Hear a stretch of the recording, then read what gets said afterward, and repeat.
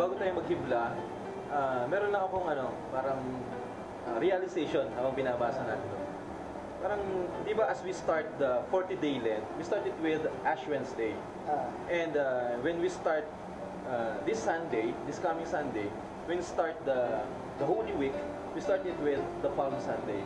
Parang it has really a connection, yung Ash Wednesday and Palm Sunday. Di ba pagka nag-Ash Wednesday tayo, alam naman natin that the ash is yung galing doon sa palaspas na sinunog.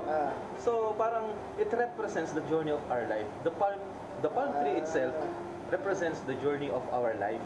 And doon din mismo sa binasa natin kanina, the passion, death, and resurrection of Jesus Christ started with that Palm Sunday. It represents the journey on how the Lord really fulfilled the promise of our God. And along that journey, kita-kita natin kung paano naging presence yung moral, yung value ng humility sa pagkasakatawan ni Jesus Christ. When we really enter into the Holy Week, we really come before the deep presence of humility. Kasi at the end of the day, we will become ash. We will become ash. And that I think is a very perfect picture of a human becoming really focused on the will of the Lord. And for you to be able to really become faithful to the will of the Lord, you should be humble. Ano mo, tama ka, Jeff? Parang na-realize ko din sa sinasabi mo na parang yung palaspas, yung journey mo. Yung sa buhay ng tao, parang hindi naman ganun talaga kadali. And yung tao talaga will stumble and fall and sin.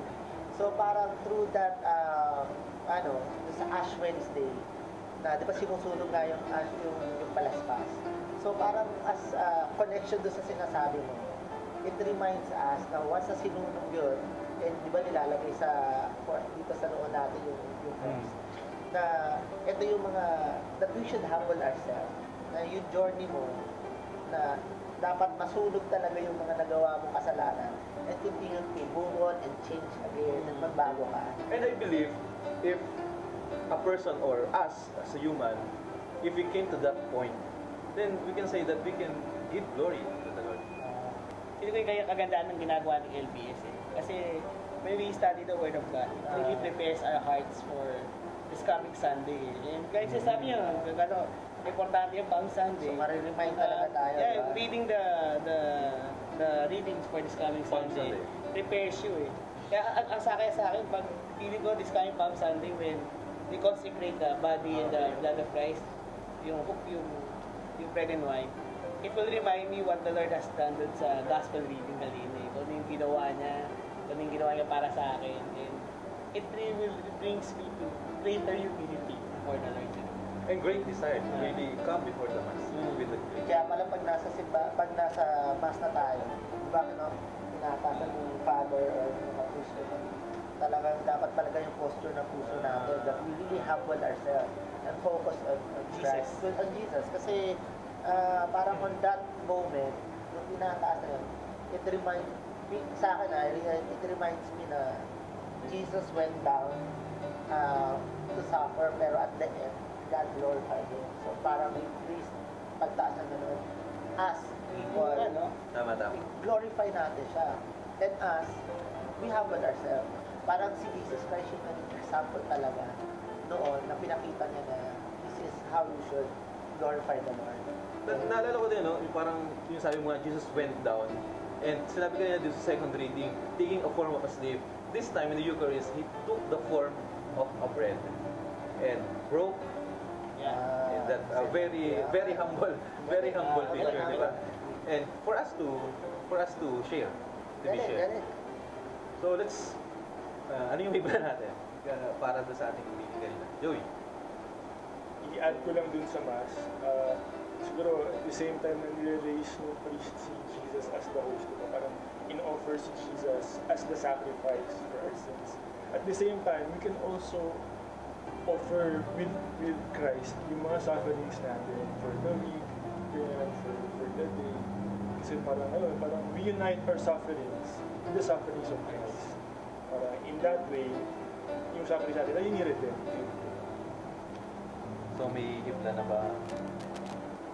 Sa akin Very affirming lang yung ano. Natawa kasi ginagamit ko today ngayon to yung exploring God's Word. Ano ba ito, bro?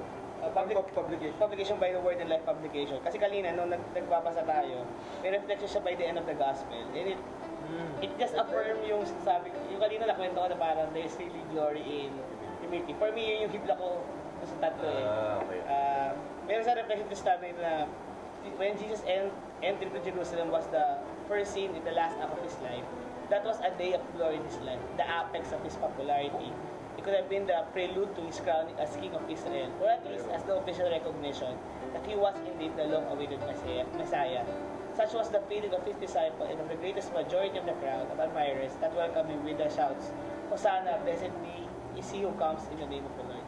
Sa akin, nung binabasa ko to, parang nga no, nung papasok na si Jesus sa Jerusalem, it was full of glory. People were shouting over him, ganyan. And people was really hoping for him. But by the end of that week, Jesus was crucified and he died. He was humbled. From glory to humble. From being humble to being glorified again. Sa akin yung hibla ko. Parang there is really glory in humility. If you want to find glory in the presence of God, you should really learn how to be humble. Just like Jesus was humble. It also reminded me na this coming Holy Week, I need to remember myself. Yung mga, alam mo yung mga times sa buhay ko na kinilim ko yung glory. Alam mo yung mga times sa buhay ko na kinilim ko yung lahat ng papuri ng mga tao sa akin. And naisip ko na sa lahat ng yun, dapat pala, no, magpakababa ako. Kasi ko yung Diyos ko na bumaba sa lupa, nagpakahirap, namatay, nagpaka-humble, dapat ako rin. Kasi in the end, my glory will come from the Lord. Because the Lord knows how to suffer.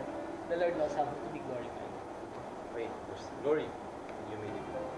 Sa akin naman, parang being in the presence of the Lord. Medyo na-struck talaga ako sa yung kay Prophet Isaiah. Parang every morning, he put himself in the presence.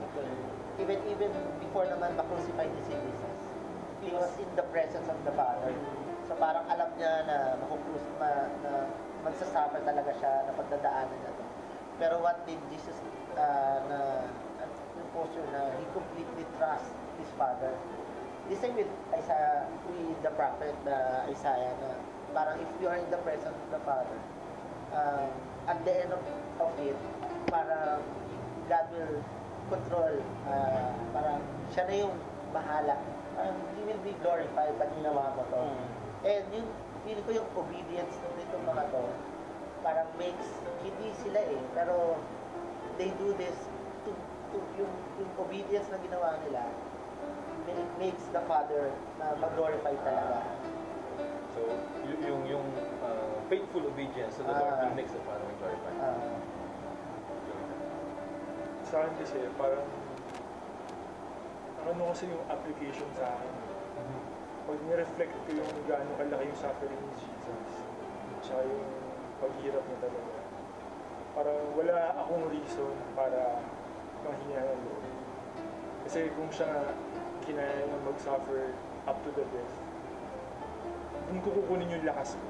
Every time something happens, every time there's a difficulty that will come along, parang I will look at the suffering Christ and see that na pinagdaanan niya lahat yun, na for me to have courage, para ipakita sa akin na, hey, I did this, I abandoned myself just for you. So I will have no reason at all to give up. I will have no reason to back out on the calling of God to serve Him. Parang ayun yung magiging driving force ko. Kasi ganun ako kamahal ni God. Diba? Ganun niya tayo kamahal. Our life is really meant to give glory to the Lord naman, di ba? And with the gospel that we have read, first, second reading, parang the message na pinakita sa atin dito, parang teaches us how to glorify our Lord. And the perfect example of that is Jesus Christ. And to give glory to the Lord, we need to humble ourselves so that we can faithfully obey Him. Ano yung pwedeng application question natin na pwede nating baunin? Siguro sa akin, ang challenge sa akin is to identify ko this week and come this Sunday sa Misa, I want to surrender everything to the Lord as part of as I remember His sufferings. Parang ganun sa akin. Naalala ko na yung sinabi ni Jeff kanina doon sa Mas. Na si Jesus, nagpaka-humble siya, naging tao siya, diba? In our image and likeness. Pero parang yung humblest thing na ginawa niya is to take the form of a non-living object through the bread na in-offer sa Mass. So there's no reason for me na mag-isip highly of myself. Kasi kung yung Diyos ko nga, He even took the form of something lower than me just to show how much He loves me. I'll try to be like Him, to really empty myself. And every time na matitempt ako na yumabang or gumante pag meron with somebody it's me or something like that, I'll try to keep Jesus in mind of what He really did, to really be that humble. Feeling ko yung challenge sa akin is yung how I will pray na sana mas magawa ko talaga yung pinapagawa niya. To hear Him more sa mga prayer time ko. Para kung ano man yung sinasabi ni God sa akin, mas magawa ko para mas mag-glorify ko yung pangalan niya. Diba? Like, yung more than of course, habang naman nagdadasal tayo or ako personally, I really humble, kailangan ko i-humble yung sarili ko para mas marinig ko siya. Hindi, di ba, most of the time pag nagdadasal, ako, personally, pag nagdadasal ako, mostly, Lord, most of it, ask lang ako, Lord, ito yung plano ko, ito yung ano. Pero this time, I want Him to really speak to me para mas magawa ko talaga kung ano yung gusto niya. And in that way, I could glorify His name. At mas ma-please ko talaga siya. So, I think that's more, I could, sa way, glorify His name sa binasa natin. Gospel. Siguro sa akin naman, what are the things that still hinders me to become really humble before our God? Para dumating sa point na wala na akong yabang, wala na akong alam sa sarili ko, and lahat talaga nakadepende kay Lord. And kung paano yung gagawin, yun yung challenge sa akin. Yung challenge sa akin.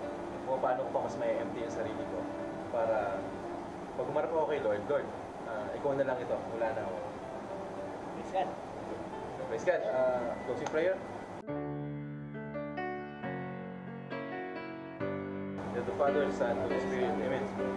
Lord, we praise you and we thank you for giving us this time to really have the liturgical Bible study and discuss everything, O Lord, that you want us to hear, you want us to listen, O Lord God.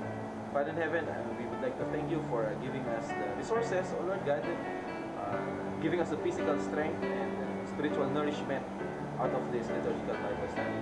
And Lord, whatever message that you want us to take on this LBS, O Lord God, may it be true to us, O Lord God. And ito po yung pinagdadasal namin. Sana maging totoo kami sa aming nakuha mensahe sa inyo. And at the end of the day, O Lord God, after doing this LBS, may it always lead us on our desire to really seek you, especially in the liturgy, especially in the Holy Eucharist. All of this we ask and pray in Jesus' name. Glory be to the Father, to the Son, and to the Holy Spirit. Was beginning, Now and ever shall be, world without end. The Father, the Son, and the Holy Spirit. Praise God.